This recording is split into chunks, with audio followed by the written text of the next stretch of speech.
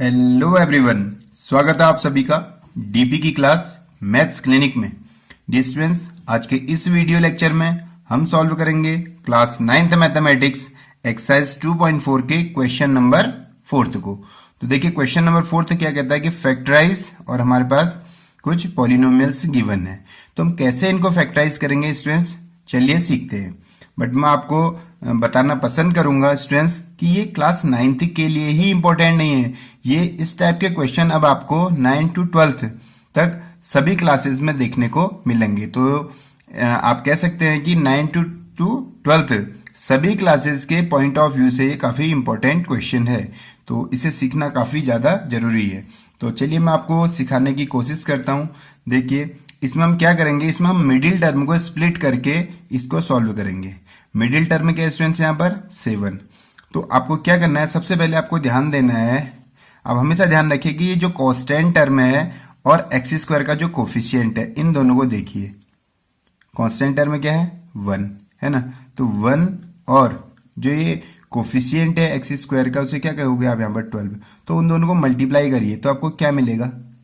देखिए स्टूडेंट्स, यहाँ पर साइन अभी आपको देखने की जरूरत नहीं है। मैं आपको बताऊंगा कि साइन का कैसे आपको ध्यान रखना है। फिलहाल आप सिर्फ नंबर को देखिए, यहाँ पर 1 दिख रहा है और यहाँ पर 12, तो मल्टीप्लाई कर दीजिए, ठीक है। और जो मिडिल टर्म है उसे देखिए, मिडिल टर्म में कितना है यहाँ पर 7। तो आपको स्टूडेंट्स दो चीजें चाहिए, मीन्स आपको ऐसे दो नंबर की जरूरत है कि जिन्हें आप मल्टीप्लाई करोगे।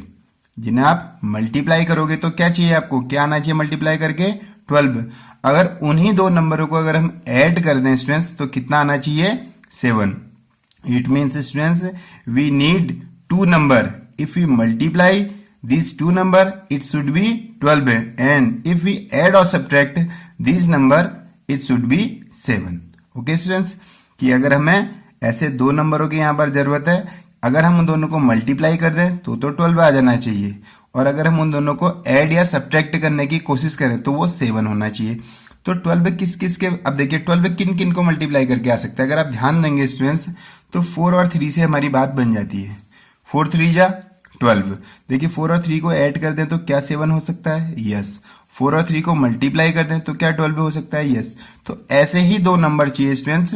उस दो नंबरों को अब क्या करेंगे, हम 7 के प्लेस पर हम इसको 7 को स्प्लिट करके 4+3 या 3+4 लिख लेंगे और हमारा आंसर आ जाएगा। कैसे, देखिए 12x², देखिए माइनस, कोई साइन चेंज नहीं करेंगे स्टूडेंट्स, बस साइन एक ही चेंज होगा कि 7 कैसे करके आएगा। आप 7 को 4 और +3 करके आएगा या 4-3 करके आएगा। तो हमें बताया 4+3 करके हमें 7 मिल सकता है।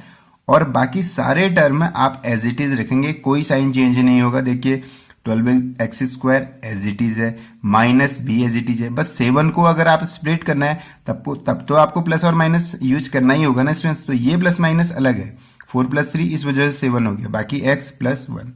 तो इतनी बात आपको समझ में आई होगी, ठीक है स्टूडेंट्स। अब देखिए अब आपको क्या करना है, देखिए 12x²।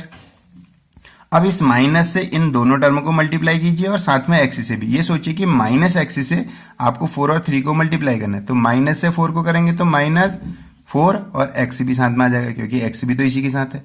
ऐसे माइनस से 3 को करेंगे तो -3 और एक्स भी है तो -3x+1। अब ध्यान दीजिएगा स्टूडेंट्स, क्वेश्चन में कोई चेंजेस नहीं होने चाहिए। अभी भी आप देखिए 12x², -4x और -3x, -7x+1, ठीक है स्टूडेंट्स। तो देखिए अब आपको क्या करना है स्टूडेंट्स, फर्स्ट 2 टर्म में भी कॉमन लेना है और लास्ट 2 टर्म में भी कॉमन लेना है। तो आप खुद देखिए स्टूडेंट्स, इन दो टर्मों में आपको क्या चीज नजर आ रही है जो दोनों टर्म में है। एक तो x नजर आ रहा है। अब देखिए क्या 12, यहाँ पर 12 है और यहाँ पर 4 है, क्या यहाँ पर 4 हो सकता है। तो आप सीधे देखिए कि 4 से 12 को डिवाइड कर सकते हो, 4 3 जा 12, इट मीन्स इसमें 4 होगा जरूर क्योंकि 4 × 3 हो जाएगा। नहीं, 4 × 3 कितना होता है 12, और यहाँ 4, तो दोनों में 4 भी है x भी है, तो कोई प्रॉब्लम नहीं है, हम इसमें से 4x कॉमन ले लेंगे, ठीक है। अब 4x से क्या करना है, आप इन दोनों को डिवाइड करना है। सोचिए तो 4 से 12 को करेंगे तो 3 टाइम होगा, और x से एक x को कैंसिल करेंगे तो 3x, -4x से 4x को 1 टाइम कर देंगे क्योंकि 4 से 4 भी, x से x भी, इतना क्या। अब लास्ट के 2 टर्म में देखिए स्टूडेंट्स, अगर कुछ भी कॉमन नहीं आता है तो 1 एटलीस्ट कॉमन होगा। तो हम यहाँ पर -1 कॉमन ले रहे हैं स्टूडेंट्स। क्या बेनिफिट होगा देखिए इससे, यहाँ पर हो जाएगा 3x माइनस 1। देखिए माइनस से 3x को करेंगे तो -3x और माइनस माइनस +1। अब -1 कॉमन इसलिए लिया स्टूडेंट्स क्योंकि हमें यहाँ पर, आप हमेशा ही ध्यान रखिए, जो फर्स्ट जो आपका ब्रैकेट है जो उसके अंदर जो भी चीज आई होगी वो सेकंड ब्रैकेट में भी वही आनी चाहिए। अगर इन दोनों में डिफरेंस होगा तो आपका क्वेश्चन रॉन्ग माना जाएगा। ठीक है स्टूडेंट्स, इसलिए क्या होगा 3x माइनस 1 यहाँ है तो यहाँ भी 3x माइनस 1 ही आना चाहिए। अब देखिए, अब आप देखिए इस टर्म और इस टर्म में दोनों में 3x माइनस 1 क्या है, कॉमन है नहीं है स्टूडेंट्स।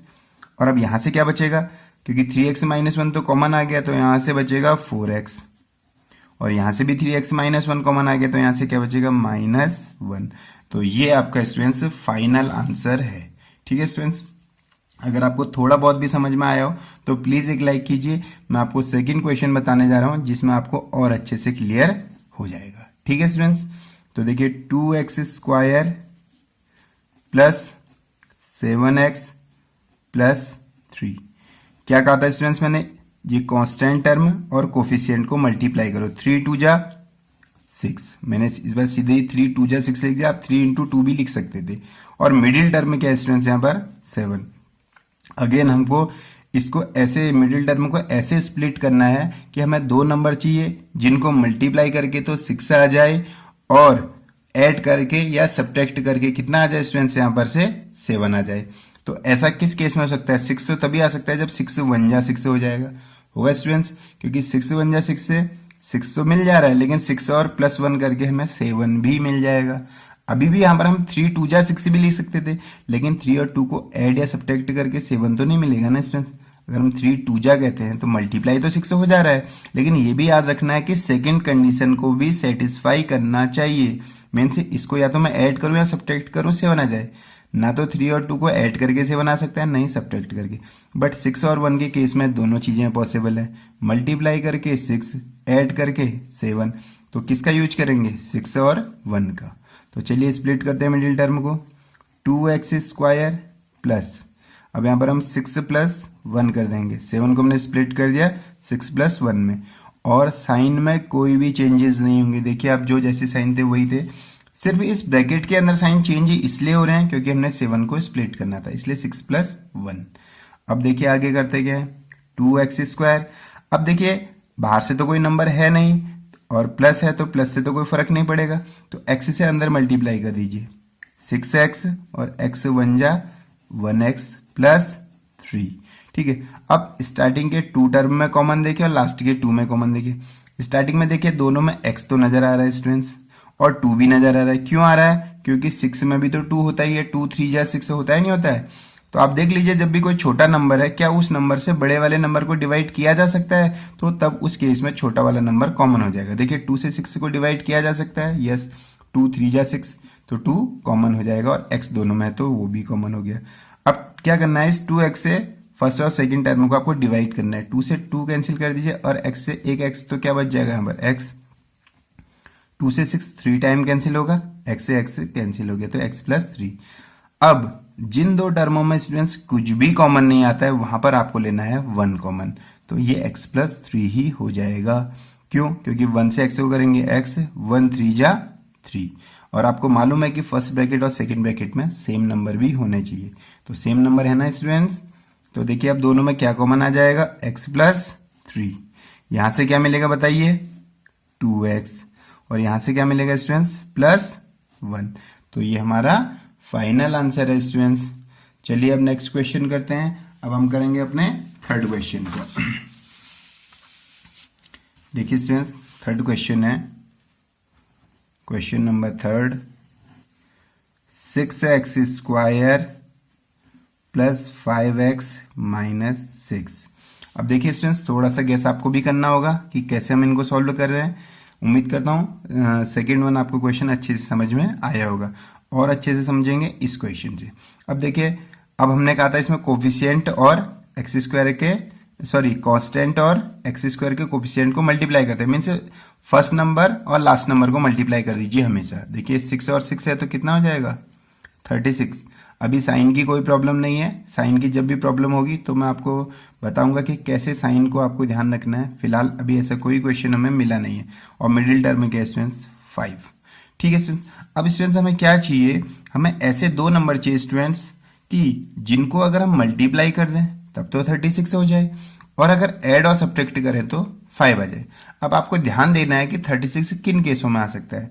आपको बहुत सारे ऐसे नंबर होंगे, लेकिन मैं आपको सीधे से बता देता हूं कि अगर आप 9 को 4 से मल्टीप्लाई करेंगे तो आपको क्या मिलेगा बताइए। 9 4 जा 36। अगर मैं 9 से 4 को माइनस कर दूं तो क्या 5 मिल सकता है? यस, 9 में से -4 करने पर 5 मिल सकता है। 36 तो बहुत केसों में मिल जाएगा, जैसे लाइक 12 3 जा और बहुत सारे 6 जा, बट इन केसों में मल्टीप्लाई करने पर तो 36 आ जा रहा है। सेकंड केस भी फुलफिल होना चाहिए। 12 माइनस करके कभी भी 12 - 3 करके 5 नहीं आ सकता, 6 - 6 करके भी 5 नहीं आ सकता, इसलिए ये कैंसिल हो गया और ये करेक्ट हो गया। तो आपको ये चेक भी करना है कि मल्टीप्लाई करने के बाद क्या ऐड और सब्ट्रैक्ट करने के बाद 5 आएगा। तो यस, इस केस में आएगा। तो चलिए मिडिल टर्म को स्प्लिट कर देते हैं हम। 6x² प्लस, देखिए कोई साइन चेंज नहीं करूंगा, लेकिन 5 को स्प्लिट करने के लिए जो जरूरत होगी उसी में साइन चेंज करूंगा। मीन्स 9 - 4।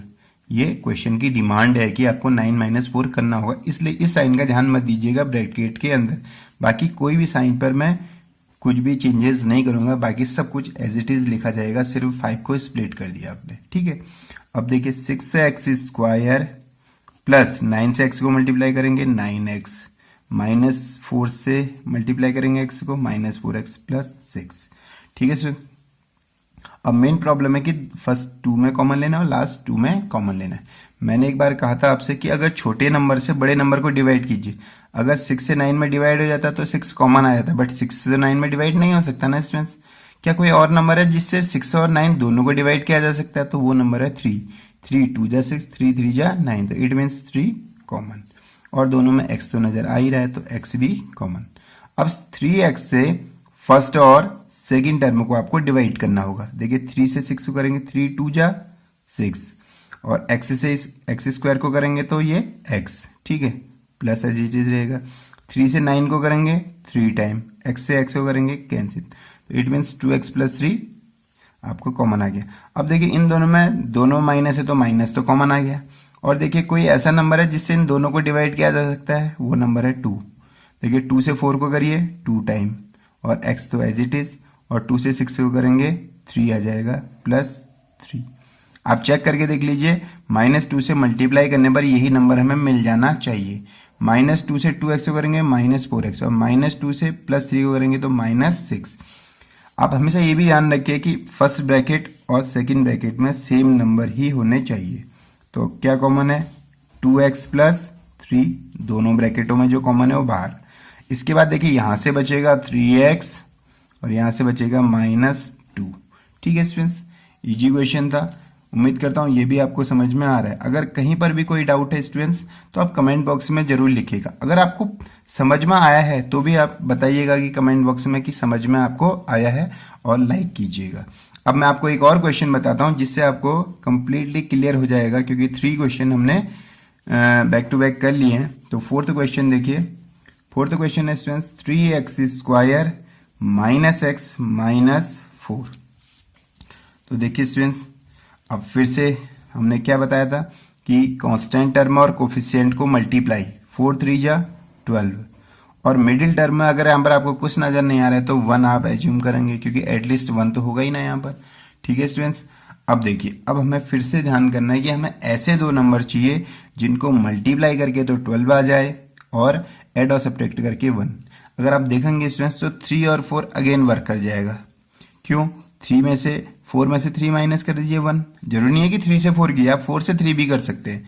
दोनों नंबरों में से किसी को भी माइनस कर दीजिए, 1 मिलना चाहिए, या ऐड करके तो मिलेगा नहीं, लेकिन सब्ट्रैक्ट करके 1, और 4 3 जा 12 हो जाएगा ना स्टूडेंट्स। और भी आपके पास ऑप्शन थे, 12 × 12, 6 2 जा 12, तो बहुत सारे 12 तो मिल सकता है, लेकिन क्या ये सेकंड वाली कंडीशन को फुलफिल करते हैं, ये भी आपको ध्यान रखना होगा। ठीक है, तो ये कोई भी सेकंड कंडीशन को फुलफिल नहीं करते हैं, इसलिए 3 और 4 में ही हमें स्प्लिट करना होगा। तो 3x² minus as it is, अब देखिए 4 माइनस 3 करने से ही तो हमें 1 मिलेगा स्टूडेंट्स, ये x माइनस 4। देखिए क्वेश्चन में कोई चेंजेस नहीं आए होंगे, 3x² ऐसी है, माइनस भी ऐसी है, 4 माइनस 3 1x, तो ये 1x ही तो है और ये -4।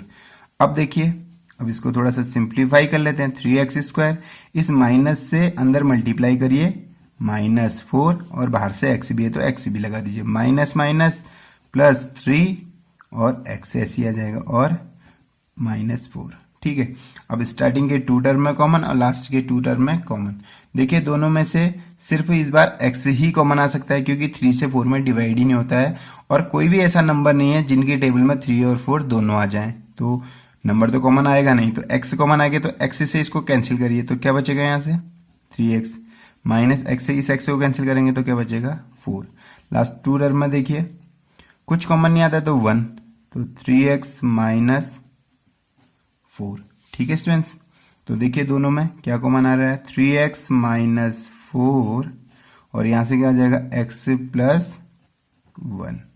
आए स्टूडेंट समझ में कि 3x माइनस 4 जो दोनों में है वो कॉमन ले लीजिए और बाकी जो बचता है यहाँ से बचेगा x, यहाँ से प्लस 1। तो सिंपल क्वेश्चन था, बहुत इजी क्वेश्चन था। उम्मीद करता हूँ ये आपको समझ में आया होगा। ठीक है स्टूडेंट्स, अगर समझ में आया हो तो प्लीज़ लाइक कीजिएगा और कमेंट बॉक्स में भी लिख के बताइएगा कि आपको ये समझ में आया या नहीं आया। मैं यहाँ पर आपके लिए क्वेश्चन लिख रहा हूँ, अगर आपका आंसर आ जाए तो उसे आपको कमेंट बॉक्स में लिख के बताना है कि आपका आंसर क्या आया था।